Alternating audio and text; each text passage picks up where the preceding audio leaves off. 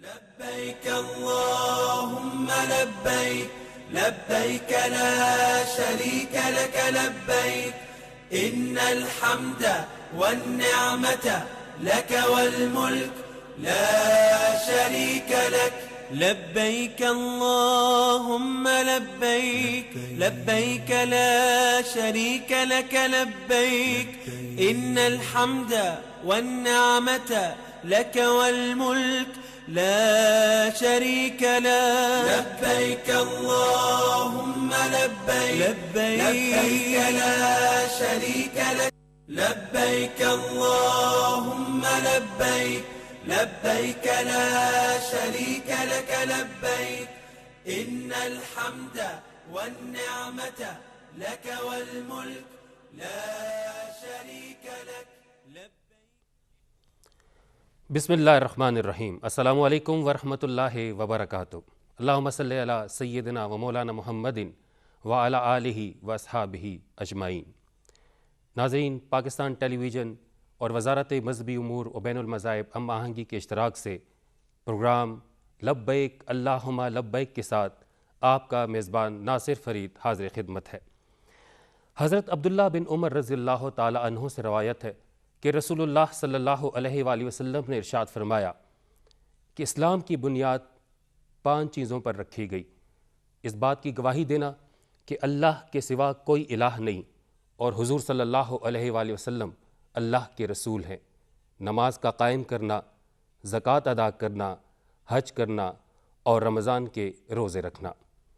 ناظرین، حج دین اسلام کا بنیادی اور اہم رکن ہے اور حرمین شریفین کی زیارت کرنا، وہاں پر حاضری دینا، اللہ کا قرب حاصل کرنا، اللہ کی بخشش، اس کی مغفرت، اس کی رحمت اور ایمان کی ترقی کا ذریعہ ہے.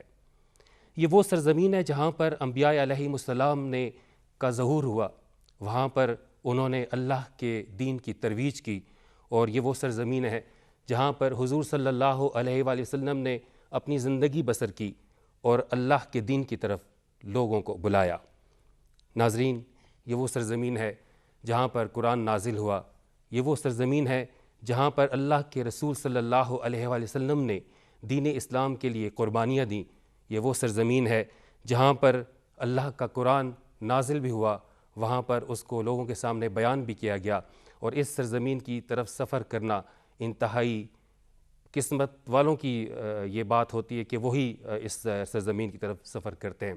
آج کل حج کے جو انتظامات ہیں وہ شروع ہیں، لوگوں نے اپلائی کر چکے ہیں اور حج کی پروازیں قریب شروع ہونے والی ہیں. اور وہ کتنے خوش قسمت لوگ ہوں گے جو کہ حج کے لیے جانے کے لیے تیاریاں کر رہے ہوں گے. آج اس پروگرام میں ہم بات کریں گے فلسفہ حج، حج کی اقسام اور مناسک حج کے حوالے سے. اس پر بات کرنے کے لیے ہمارے ساتھ اسٹوڈیو میں موجود ہیں معروف مذہبی اسکالر، اور ان کا نام ہے ایک قراء کی جو صف ہے اس میں ایک نمایاں نام رکھتے ہیں، جناب قاری بزرگ شاہ الازہری صاحب. ہم آپ کو آج کے پروگرام میں خوش آمدید کہتے ہیں. ان کے ساتھ تشریف رکھتے ہیں معروف مذہبی اسکالر مفتی دوست محمد مزاری صاحب. ہم آپ کو بھی آج کے اس پروگرام میں خوش آمدید کہتے ہیں. آج کے پروگرام کا آغاز کرتے ہیں. سب سے پہلے میں پوچھنا چاہوں گا قاری بزرگ شاہ الازہری صاحب سے کہ فلسفہ حج اصل میں کیا ہے؟ فلسفہ حج کا کیا ہے؟ کیا وہاں کی طرف جو لوگ اس وقت تیاری کر رہے ہیں، اس کی طرف جا رہے ہیں، تو کیا وہاں پر جمع ہونا، وہاں پر وہ مناسک ادا کرنا وہی ہے یا نہیں؟ اس کے پیچھے ایک فلسفہ ہے. بسم اللہ الرحمن الرحیم. فرید صاحب، بہت مناسب اور موزون اور بروقت اچھا سوال ہے حج کے حوالے سے. سب سے پہلے ہمیں جو رہنمائی ملتی ہے اللہ کی طرف سے قرآن کے حوالے سے، اللہ کا یہ حکم آ چکا ہے کہ وَلِلَّهِ عَلَى النَّاسِ حِجُّ الْبَيْتِ مَنِ اسْتَطَاعَ إِلَيْهِ سَبِيلًا. اس کا مطلب یہ ہے کہ اللہ تعالیٰ نے لوگوں پر حج لازم کر دیا ہے، فرض کر دیا ہے کچھ شروط کے ساتھ. اور شرط یہ ہے کہ اس آیت میں جس کا بیان ہوا ہے کہ من استطاع الیہ سبیلا، آدمی کو، مسلمان کو وہاں تک پہنچنے کے جو ذرائع ہیں، جو زادراں ہیں، وسائل ہیں، اگر ان کو جو میسر ہیں اس حازم حج کو عازم حج بیت اللہ کو، تو پھر اس پر یہ لازم جو ہے کر دیا گیا ہے کہ وہ حج کرے بیت اللہ شریف کا۔ اور پھر سورہ الحج میں بھی اللہ تعالیٰ کا ارشاد آیا ہوا ہے کہ وَأَذِّن لِلنَّاسِ بِالْحَجِّ يَأْتُوكَ رِجَالًا وَعَلَى كُلِّ ضَامِرٍ يَأْتِينَ مِنْ كُلِّ فَجٍّ عَمِيقٍ۔ سرور عالم صلی اللہ علیہ وسلم اور انبیاء سے یہ کہا جا رہا ہے کہ حج کے لیے دنیا کے مسلمانوں کو، دنیا کے لوگوں کو بلائیے تاکہ وہ دور دراز کے علاقوں سے اور پیادل اور دبلے پتلے اونٹوں پر سوار ہو کر اس سے اللہ تعالیٰ کے گھر کی طرف، خانہ کعبہ کی طرف سواری کی جو وسائل ان کو میسر، جی ہاں، چل پڑے ہو یا پیادل بھی، تو یہ حکم آیا ہوا ہے۔ اور پھر یہاں اس کا جو فلسفہ ہے، ہم کہہ سکتے ہیں کہ کائنات، تمام کی تمام کائنات اللہ تعالیٰ کی تخلیق ہے، اس کا جو مین خلق ہے اللہ تعالیٰ کی وہ برنوع انسان ہے، اور انسان جو ہے اللہ تعالیٰ کی صنع ہے، بہت نمایاں صنع ہے، اللہ تعالیٰ کی کاریگری اس کی انسان کو بنایا۔ تو وہ کائنات کے اللہ تعالیٰ کائنات کی ہر چیز کو اس کی فطرت کے مطابق ایک اعتدال میں رکھنا چاہتا ہے، اور اعتدال میں تاکہ وہ اس کا جو کارکردگی ہے، پرفارمنس ہے، وہ صحیح رہے اور وہ انسان کامیاب ہو۔ تو اللہ تعالیٰ نے اس حوالے سے مختلف عبادات اللہ تعالیٰ کے، اپنے عبادات اس کے ذمہ ڈال دیے انسان کے، تاکہ وہ اللہ تعالیٰ کو ان کے ذریعے اللہ تعالیٰ کے سامنے عاجزی کرے اور اللہ تعالیٰ کی بڑائی بیان کرے اور اپنی عاجز کا برملا اظہار کرے، اور اپنی جو پسندیدہ چیزیں اس کو قربان بھی کرے۔ یعنی دیکھیں اس میں مال کی بھی قربانی ہے، اس میں جسم کی بھی قربانی ہے، اس میں وقت کی بھی قربانی ہے، بلکہ یہاں ہم کہہ سکتے ہیں کہ اللہ تعالیٰ نے جو عبادات ہے وہ بعض بالکل جانی ہوتی ہے، جان کا تعلق ہے، ذات کا تعلق ہے، بعض ایسے مال کا ہیں، اور بعض ایسے ہیں کہ وہ مال بھی لگانا پڑتا ہے اور جان بھی دینی پڑتی ہے، جان کو بھی کھپانا پڑتا ہے۔ تو یہ حج جو ہے ایک ایسا عمل ہے اور ایسی عبادت ہے جس میں جان کو بھی لگا دو اور مال کو بھی لگا دو۔ یعنی جیسے زکوٰۃ ہے، زکوٰۃ میں صرف مال جو ہے وہ خرچ کرنا پڑتا ہے، لیکن یہ جو ہے وہ بدنی بھی اور دونوں مالی بھی بات، یعنی جان بھی یہاں جو ہے وہ کھپانا پڑتا ہے اور مال کو بھی لگانا پڑتا ہے۔ تو یہ دونوں کا مجموعے کا ایک نام ہے حج ہے۔ تو اس میں اللہ تعالیٰ اس کے ذریعے اپنے بندے کو صحیح اعتدال پر رکھنا چاہتا ہے، یا عبادات اس لیے ہے اور حج بھی اسی لیے ہے۔ مفتی دوست محمد صاحب، ایک ہمیں جو فلسفہ ملتا ہے حج سے وہ یہ بھی ہے کہ مساوات کا درس ملتا ہے، تمام رنگ و نسل، تمام چھوٹے بڑے، امیر غریب، بادشاہ فقیر، سب لوگ ایک ہی جگہ پر جمع ہیں۔ یہ اس پر میں چاہوں گا تھوڑی سی آپ بات کریں۔ بسم اللہ الرحمن الرحیم۔ وَأَتِمُّ الْحَجَّ وَالْعُمْرَةَ لِلَّهِ فقال النبی صلی اللہ علیہ وسلم من حج للہ فلم يرفث ولم يفسق رجع كيوم ولدته أمه فقال النبی صلی اللہ علیہ وسلم الحج المبرور لیس له الجزاء الا الجنہ۔ اللہ پاک نے براہ راست ارشاد فرمایا کہ عمرہ اور حج کو مکمل کرو، اس کی تفصیلات پھر بتلائی ہیں آگے۔ اور آپ صلی اللہ علیہ وآلہ وسلم نے ارشاد فرمایا کہ جس نے اللہ کی رضا کے لیے خالصتاً اللہ کے حکم کو پورا کرنے کے لیے دل کے اخلاص کے ساتھ حج کر لیا، تو حج سے واپسی پر وہ گناہوں سے ایسے پاک اور صاف ہو کے لوٹتا ہے کہ گویا آج اس کو اس کی ماں نے جانا ہے۔ اور آپ صلی اللہ علیہ وآلہ وسلم نے فرمایا کہ ایسا حج جو حج مبرور ہو، تو اس حج مبرور کا بدلہ کیا ہے؟ الا الجنہ، سیدھا جنت۔ تو جیسے کہ آپ نے سوال فرمایا کہ فلسفہ حج کے حوالے سے، اس میں کوئی شک نہیں کہ براہ راست اللہ نے خود ارشاد فرمایا لیشہدوا منافع لہم، کہ حج کے منافع کیا ہیں؟ خود جاؤ اور اپنی آنکھوں سے مشاہدہ کرو۔ بہت ساری چیزیں ایسی ہوتی ہیں کہ جن کی آپ اپنے الفاظ میں تعریف کر سکتے ہیں، کچھ چیزیں ایسی ہوتی ہیں بیان نہیں کر سکتے، آپ کے پاس الفاظ نہیں ہوتے۔ آپ گلاب کا پھول بھی ہے، چنبیلے کا پھول بھی ہے، دونوں خوشبو مہکاتے ہیں، لیکن تعریف میں فرق کیا ہے آپ بتانا۔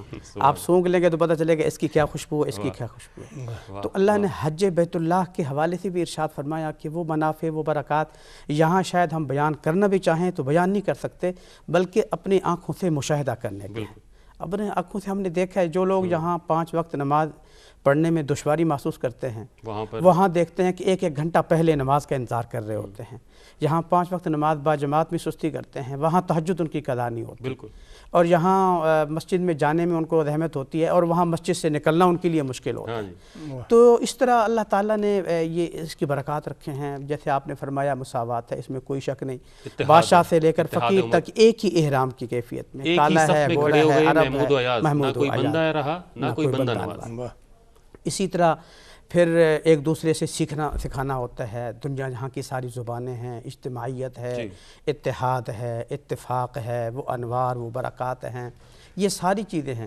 لیکن میں نے جو کچھ مطالعہ کیا یا جو کچھ میں نے پڑھا یا اپنے اساتذہ سے جو کچھ سنا, جو اس کی مین جو چیز ہے وہ یہ ہے کہ حج سے انسان اللہ تعالیٰ کی بندگی سیکھتا ہے, اللہ تعالیٰ کی اطاعت سیکھتا ہے, اور مستقبل کی زندگی گزارنے کا طریقہ اور سلیقہ سیکھتا ہے. کہ احرام کیا ہے, کہ احرام کی نیت کرنے کے بعد, چادریں باندھ لینے کے بعد اب آپ خوشبو نہیں لگا رہے, اب آپ ناخن نہیں کاٹ رہے, اب آپ بال نہیں توڑ رہے, ذرا بھر بھی کمی کوتاہی آگے پیچھے کرنے کے لیے تیار نہیں ہے. کیوں بھئی میں احرام میں ہوں. تو اللہ یہ دس دے رہا ہے کہ جس طرح تو نے احرام کے اندر 2-4 دن گزارے ہیں, 100% اللہ تعالیٰ کی اتباع اطاعت اور پابندی کی ہے, اسی طرح زندگی گزارنے کا مناسک حج پہ ہم اس پر مزید بات کریں گے. میں اس سے پہلے چاہوں گا کہ میں قاری بزرگ شاہ صاحب سے, حج کی اقسام ہیں, 3 اقسام ہیں حج کی, حج قران, حج تمتع اور حج افراد. میں چاہوں گا تھوڑے ہمارے دیکھنے والوں کو آپ بتائیں کہ ان میں تینوں میں فرق کیا ہے. بسم اللہ الرحمن الرحیم. ہاں جی, حج عظیم حج کے لیے پہلے یہ نیت وہ کرنا پڑتا ہے اس سے کہ میں کون سا حج جو ہے ان کو معلوم بھی ہونا چاہیے. معلوم ہونے کے بعد پھر اس کو ڈیسائیڈ کرنے چاہیے, فیصلہ کرنا چاہیے کہ وہ حج کے 3 اقساموں میں سے حج تمتع, حج قران اور حج افراد, ان تینوں میں سے کس کو وہ اختیار کرے گا, اس کے مطابق نیت کرنی پڑے گی اس کو. پاکستان سے جانے والوں کے لیے کون سا حج ہوتا ہے؟ نہیں, کوئی بھی کر سکتا ہے, کوئی بھی کسی کی بھی نیت کر سکتا ہے. حج تمتع کی کر سکتا ہے, اور حج افراد کی بھی کر سکتا ہے, اور حج قران کی بھی کر سکتا ہے. اس کو نیت ہونی چاہیے. پھر یہ حج تمتع اور حج قران میں جو چیزیں مشترک ہیں وہ یہ ہے کہ حج تمتع میں پہلے وہاں عمرہ کرنا پڑتا ہے. عمرے کے بعد پھر وہ جو سعی ہے, طواف ہے, کرنے کے بعد پھر آخر میں جو بال اس کر کے کم کر کے یا کتروا کر, ہاں جی, پھر اس کو حلال ہو جاتا ہے. وہ حلال ہو جانے کے بعد پھر یہ ہے کہ وہ اپنا احرام اتار دیتا ہے. تو اس میں کچھ عرصہ جو ہے 8ویں تاریخ کے لیے جو عرصہ ہے اس کے لیے وہ بالکل آزادی سے جو پھر سکتا ہے, اور وہ پھر احرام میں نہیں رہتا. احرام کی پابندیاں اس پر پابندیاں نہیں, یہ تمتع ہے. اس کے بعد تمتع ہے. اور حج قران, اور حج قران کا مطلب ہے دونوں کا نیت کرے, یعنی کہ عمرے کی بھی نیت کرے, ساتھ ہی حج کی, اور ساتھ کے حج کی بھی نیت کرے, عمرے کی بھی نیت کرے اور حج کی بھی نیت کرے. ان کو حج تک پھر احرام جو ہے وہ باندھنا پڑے گا؟ نہیں, وہ تو پھر آخر تک رہے گا. کیونکہ وہ جو شروع ہوتا ہے وہ 8ویں ذی الحجہ کا سلسلہ شروع ہوتا ہے. یہاں سے دوبارہ جو ہے حج قران کے لیے دوبارہ جو ہے وہ کیا احرام باندھ کے پھر جانا پڑتا ہے مینا کی طرف. تو اس میں اس پر جو ہے وہ تمتع پر وہاں قربانی بھی ضروری ہے, قربانی بھی لازم ہے, اور جناب پھر یہاں بیچ میں جو وہ احرام کھولے گا اس سے آزادی وہ بھی کر سکتا ہے. اور لیکن یہاں جہاں افراد کا تعلق ہے وہاں قربانی نہیں ہے. اچھا, جو صرف جو حج کی نیت کرے گا وہ, اس میں جو ہے عمرہ نہیں ہے, صرف حج ہے. اس کے جو طواف ہے, جو سعی ہے وہ کرے گا, اس پر قربانی نہیں ہے. لیکن اگر یہاں یہ ہو کہ اگر وہ حج تمتع کا یا قران کا جو آدمی جو حاجی ہے وہ اگر وہ اس کے پاس اگر قربانی کے نہیں ہے, یعنی کہ بالفرض و تقدیر اگر قربانی کا انتظام نہیں ہے, تو اس کے لیے حکم یہ ہے کہ وہ 3 روزے وہاں حج کے دوران رکھے, وہاں جب خانہ کعبہ میں ہے, مکہ میں ہے, رکھے, اور باقی جناب علی گھر آ کر باقی روزے رکھے. یہ 10 روزے پورا کرنے, اس کے لیے یہ جناب علی جو ہے وہ کیا کہتے ہیں سہولت دی گئی ہے. اچھا قاری صاحب, جو لوگ پاکستان سے ابھی شروع کی فلائٹس میں جانے والے ہیں تو ان کے لیے حج تمتع کی نیت کرنا میرے خیال میں زیادہ کوئی, ہاں میرے خیال میں کافی عرصہ لگتا ہے, اس میں ٹائم لگتا ہے. وہ احرام اتار کے, اللہ تعالیٰ نے جناب سہولت دی ہوئی ہے, تو وہ تمتع کرے, یعنی کہ احرام کو طواف کرے کرے اور جو ہے وہ کیا نام ہے کیا کہتے ہیں دونوں کے درمیان یعنی کہ اپنے صفا اور مروہ کے درمیان سعی کرنے کے بعد وہ اتارنے کے بعد پھر جب اس کو کہ ہم نے جو ہے 8ویں تاریخ کو پھر دوبارہ باندھنا پڑے گا اس کو. یہ سہولت ہے اس میں, یعنی احرام باندھ کے پھر 8ویں تاریخ کو پھر جو ہے مینا کی طرف اس کو جانا پڑتا ہے. تو یہاں یہ سہولت ہے, اور وہاں افراد میں یہ سہولت ہے کہ وہاں قربانی نہیں ہے, اور باقی دونوں میں قربانی لازم ہے, اور تمتع میں بھی اور قران میں بھی. یہ اس میں جو ہے فرق. مناسک حج کے حوالے سے اس کے بعد ہم سوال کریں گے جناب مفتی دوست محمد صاحب سے, لیکن اس سے پہلے ایک چھوٹی سی بریک.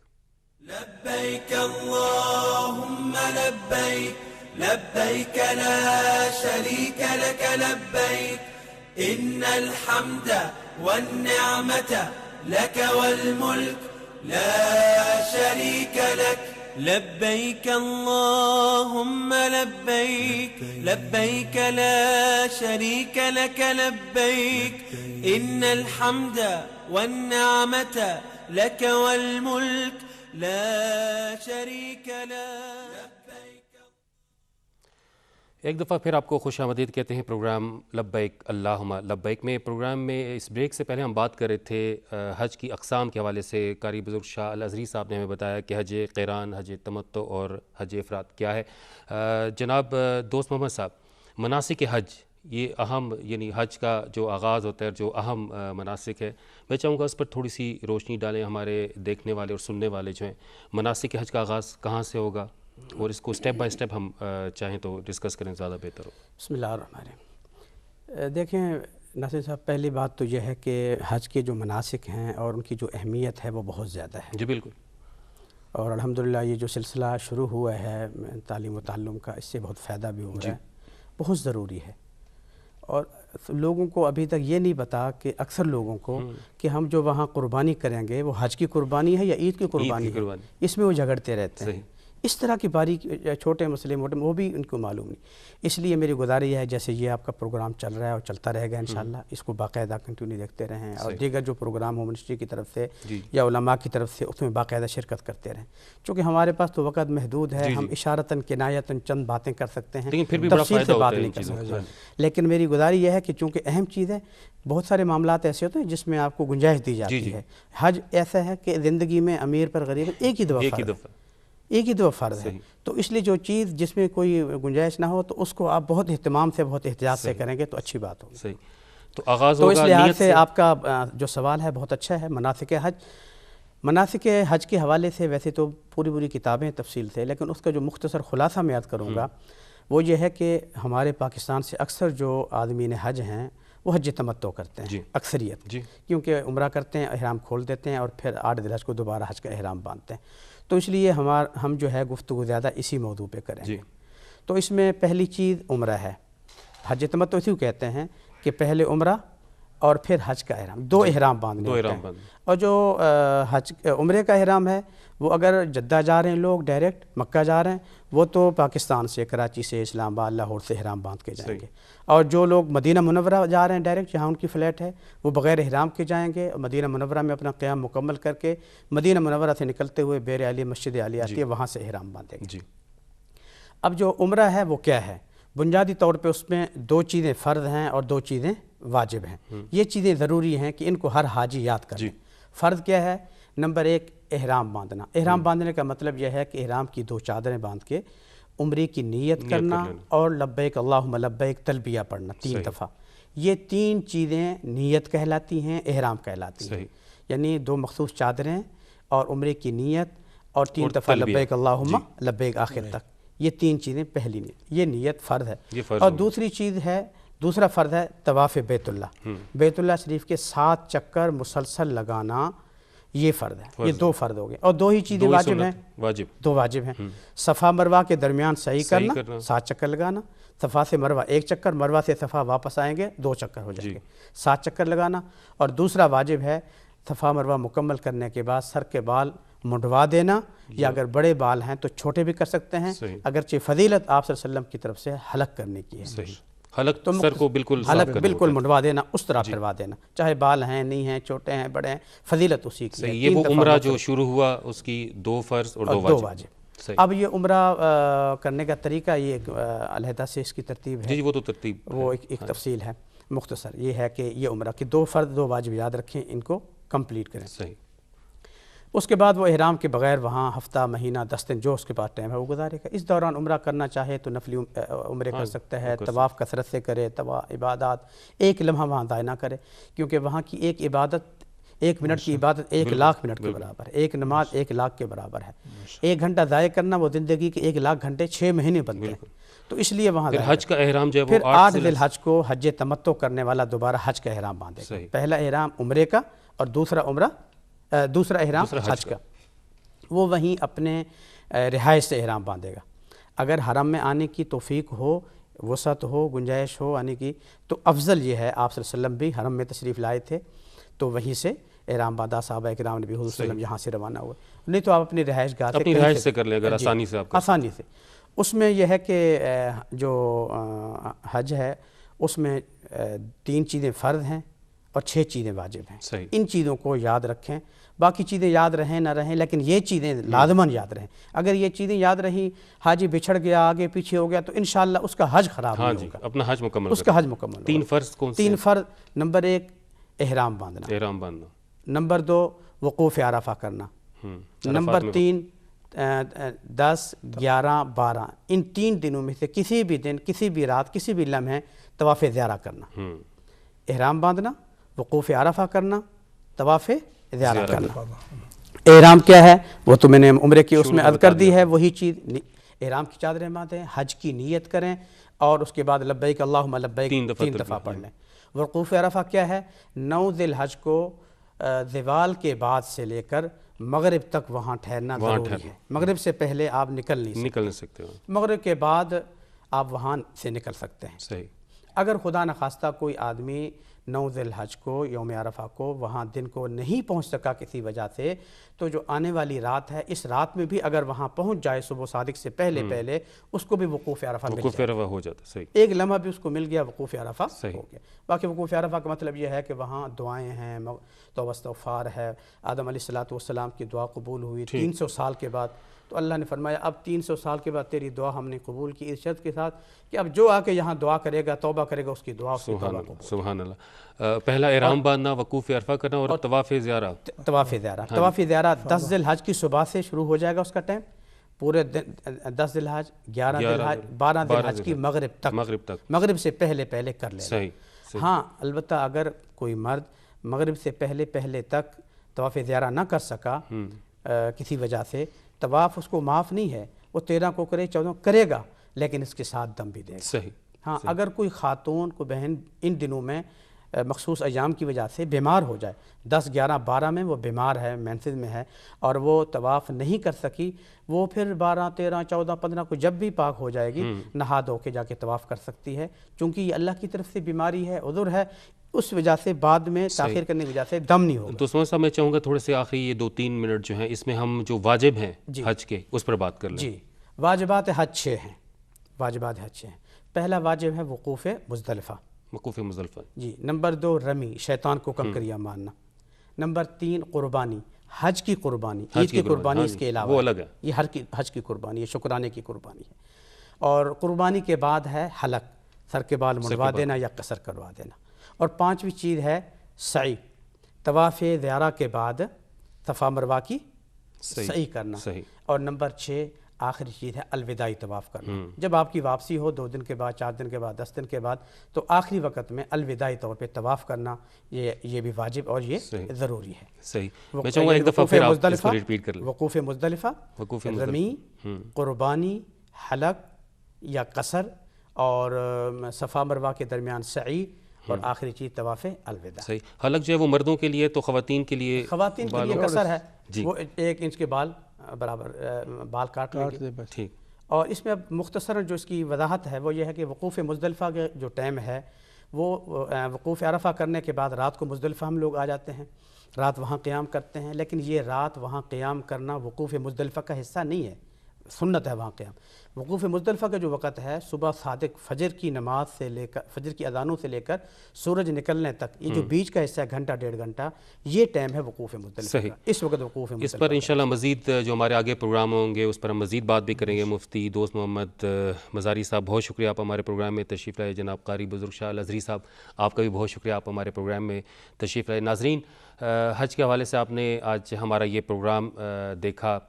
حج کی اقسام بھی ہم نے آپ کو بتائیں, حج کا فلسفہ بھی بتایا اور حج کے مناسک جو کہ بہت ہی ضروری ہیں, بہت ضروری ہیں حج کے مناسک, کیونکہ اسی سے ہی آپ کا جو حج ہے وہ جو مناسک اگر ایک بھی اگر کوئی رہ گیا, جیسے کہ قاری صاحب نے فرمایا اور ساتھ مفتی دوست محمد صاحب نے بھی فرمایا کہ حج کا کوئی ایک بھی رکن رہ گیا تو یہ عبادت سال میں صرف ایک دفعہ ہے, ایک دفعہ فرض ہے اور ایک دفعہ ہی آپ نے وہاں پر جانا ہے. اور باقی قسمت اور نصیب کی بات ہے کہ اگر دوبارہ اللہ تعالیٰ آپ کو بلائیں تو یہ تو بڑی کرم نوازی کی بات ہے.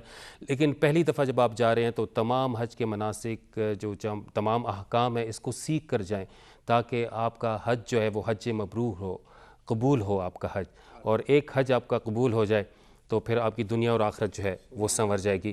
اور میں آپ سے ایک اور بات کرنا چاہوں گا, جتنے بھی عازمین حج ہیں جو کہ ابھی تیاریاں کر رہے ہیں حج کے لیے جانے کی, کہ آپ جب حج پر جائیں تو تمام امت مسلمہ کو, اپنے عزیز و اقارب کو, اپنے والدین کو, اپنے بہن بھائیوں کے ساتھ ساتھ اس وطن عزیز پاکستان کے لیے بھی دعا کریں کہ اللہ تعالیٰ اس وطن عزیز کو مزید مستحکم کرے اور اس کو اپنے حفظ و امان میں رکھے اور اس ملک کو مزید ترقی دے, کیونکہ یہ ملک ہے تو ہم ہیں اور یہ ملک ہے تو ہماری پہچان بھی ہے.